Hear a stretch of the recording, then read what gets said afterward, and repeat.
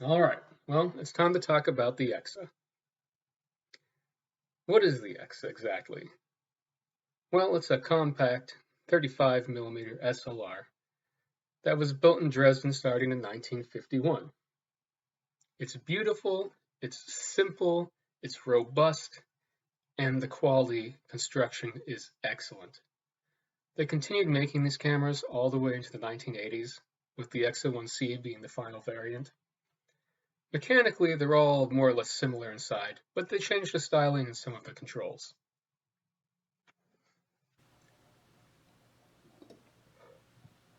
Now, the EXA uses the same interchangeable viewfinders and screens as the Exacta, which, by the way, never ever set the viewfinders down on the screens or the ground glass. It's very easy to scratch them, and it's hard to get replacements these days.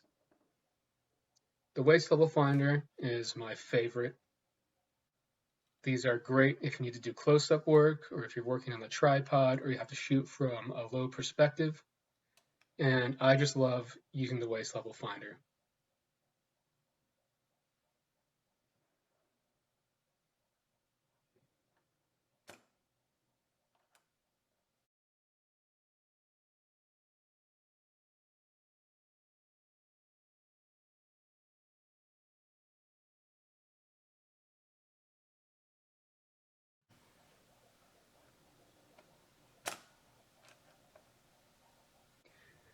The EXA has a somewhat unusual shutter mechanism.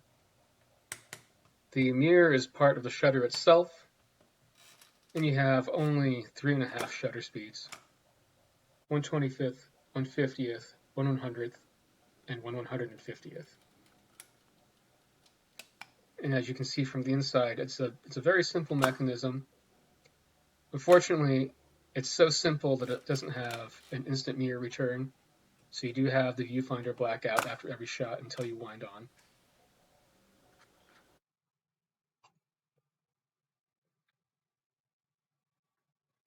Some people don't like the limited shutter speeds. I myself haven't really had a problem with it, and I shoot in bright light and I shoot in dark shade. You just have to choose your film wisely and your lenses wisely. Speaking of lenses, the EXAs have the same lenses as the Exacta, so you have all sorts of lenses to choose from, and some of the strangest lenses ever made for 35mm cameras were made in the Exacta mount. So you basically will never get bored looking for something new to try out.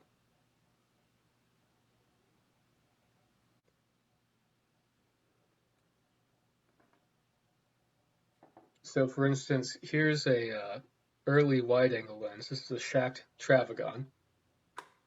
It's basically a reverse sonar. It has 6 elements in 3 groups and a spring-loaded aperture.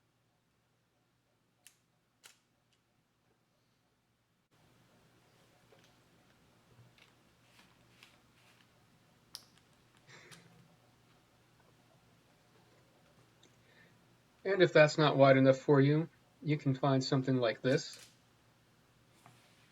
This is an ISCO Westrogon. It is a 24mm lens. When this was released in the 1960s, it was the widest wide-angle lens that had ever been made for an SLR. And it's huge. This thing is nearly as big as the EXA itself is.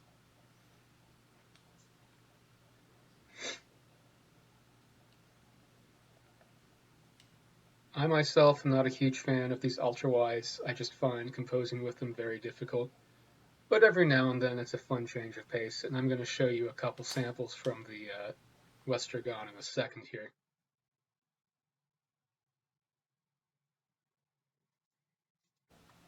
Then we have this one. This is the Schneider Xenon, easily one of the best lenses of the era, if not one of the all-time greatest lenses. This was equal to anything you could have put on a Leica or a Contax back in the 1950s. Love that lens. The EXA 1C actually has an M42 screw mount, So there are no shortage of lenses you can use with that camera, as long as they are 100 millimeters in focal length or shorter, because you cannot use long lenses with the EXA due to the design of the shutter. It will end up cutting off the top of your images from internal vignetting. So where does that leave us with the EXA? Is it the perfect 35 millimeter SLR? Well, maybe not the perfect one, but I think it's pretty close. It's got all the features I like and nothing I don't like. There's no electronics, it doesn't need batteries, it doesn't care if you throw it in the backpack. It's a very simple, very sturdy design. They're still relatively easy to find, though prices have been going up. And they're easy to use.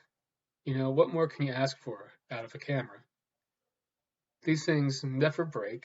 You have a great selection of quality lenses. The workmanship is excellent.